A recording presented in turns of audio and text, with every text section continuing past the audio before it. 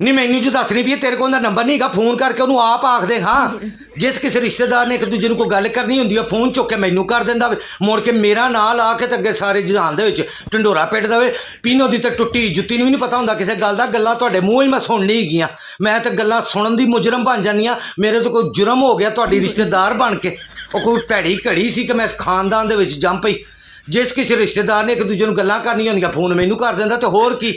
आ तो जफ्फे पा तुसीं इंज मिलदे जे एक दूजे नूं कट्ठियां रल रल इंज बहिंदे जे जिवें तुहाडे चों वाह नहीं लंघदी गी एक दूजे दे सदके वारी जांदे हो तो पप्पियां ते जफ्फियां एक दूजे दी इंज लैंदी एक दूजे दे बगैर जिंदा नहीं रह सकदे गल्लां करनियां होंदियां ते एक दूजे नूं हौसले दे नाल मूँह ते करिया करो जिवें पीनो करदी है और तेरियां किड़ियां ननाना हर थां ते मैनू भंडदियां पईयां वो तो आप इहो जिहियां उन्हां दा तां सिर्फ ना किसी हरे भरे दरख्त ते लिख दो तो वो सक सड़ के डिग पेगा